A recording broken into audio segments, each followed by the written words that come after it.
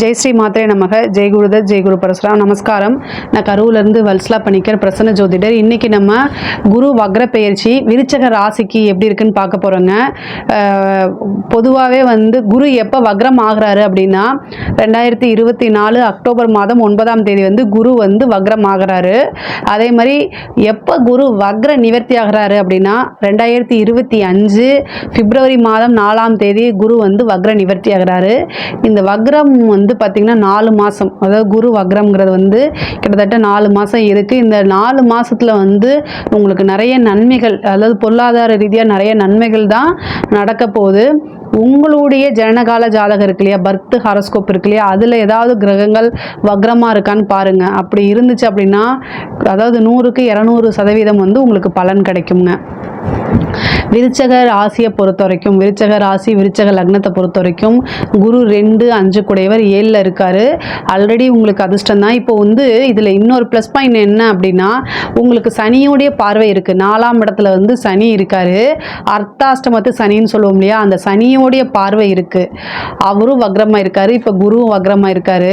இப்போ அப்போ சனியோடைய பார்வையிலேருந்து உங்களை காப்பாற்றுவாருன்னு வச்சுக்கோங்களேன்.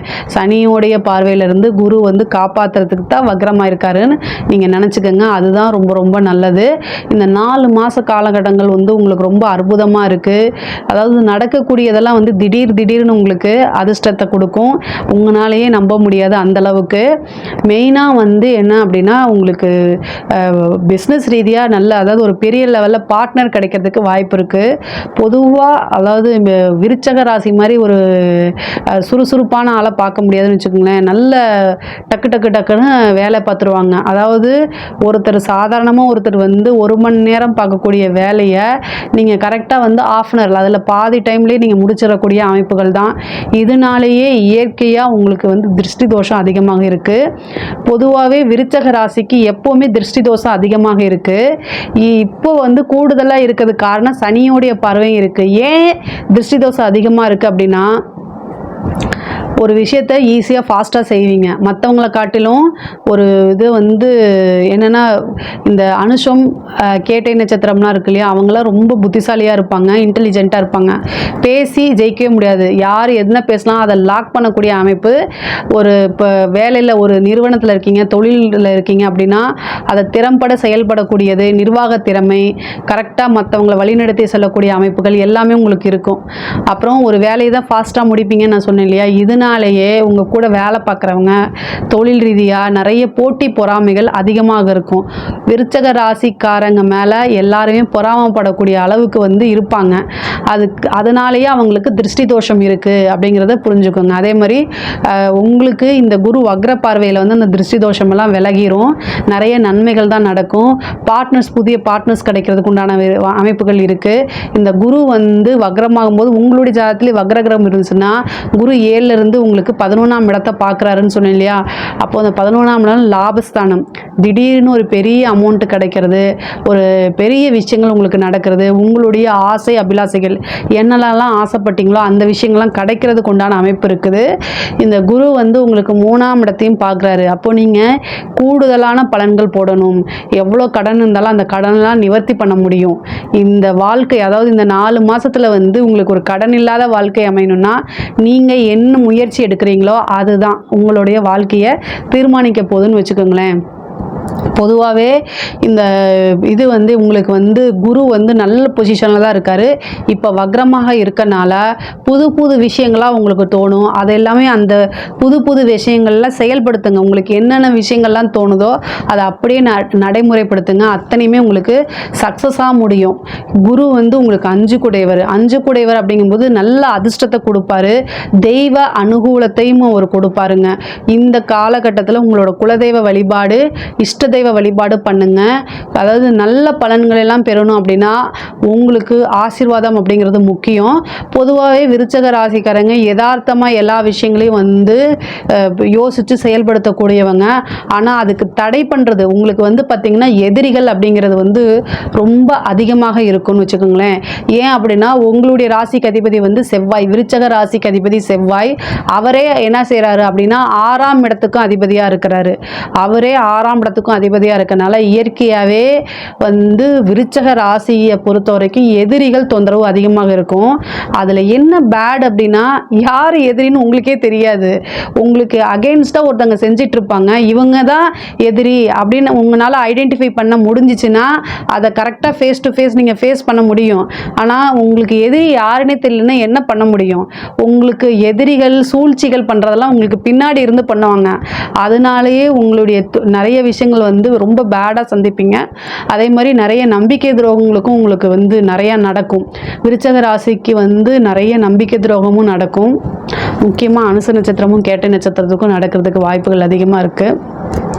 ஏன்னா எதிரி தான் உங்களுக்கு முன்னாடி இருந்து எதுவும் செய்ய முடியாது. அதனால் இப்போது உங்களுடைய ஜாதக அமைப்புப்படி என்ன, அதாவது திசை என்ன திசைன்னு பார்த்துக்கோங்க. இந்த குரு வக்ர காலகட்டங்களில் நீங்கள் எடுக்கக்கூடிய ஒவ்வொரு முயற்சியுமே சக்ஸஸ் ஆகக்கூடிய அமைப்புகள் இருக்குது. முக்கியமாக வந்து இப்போ ஏதாவது எக்ஸாம்ஸ் எல்லாம் எழுதுறீங்க அப்படின்னா, இவ்வளோ நாளாக நீங்கள் ட்ரை பண்ணிட்டு இருந்திருப்பீங்க இல்லையா, IPS, IAS, TNPC, service commission exams, இதெல்லாம் ட்ரை பண்ணிட்டுருக்கீங்க அப்படின்னா கண்டிப்பாக எக்ஸாம்ஸ் எழுதுங்க, நல்ல எஃபர்ட் போடுங்க. கண்டிப்பாக கை மேலே பலன் உங்களுக்கு கிடைக்கிறதுக்கு வாய்ப்பு இருக்குது.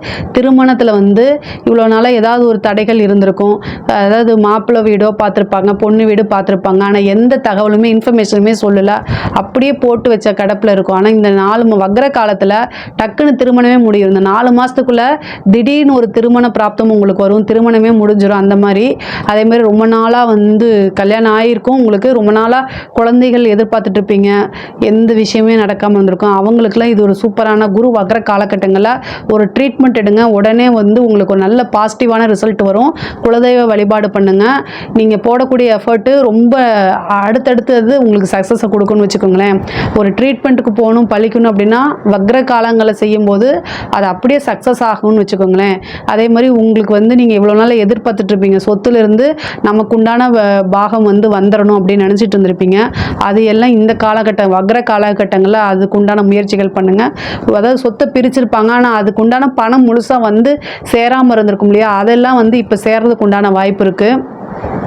நீங்கள் எங்கெங்கே எந்த, அதாவது உங்களுடைய விஷயங்கள் எப்படி செய்யணுங்கிறத கரெக்டாக பிளான் பண்ணி வச்சுட்டீங்க அப்படின்னா இந்த வக்ர காலகட்டங்களில் அதை செய்யும்போது உங்களுக்கு நல்ல எஃபெக்டிவாக இருக்கும், அதாவது நல்ல பலன்களாக வரும்னு வச்சுக்கோங்களேன்.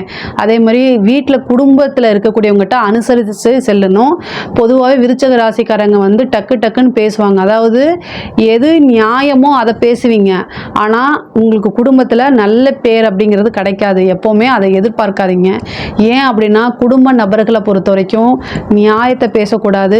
தப்பே இருந்தாலும் அவங்களுக்கு சப்போர்ட் வாங்கணும்னு நினைப்பாங்க, ஆனால் அதை செய்ய மாட்டீங்க.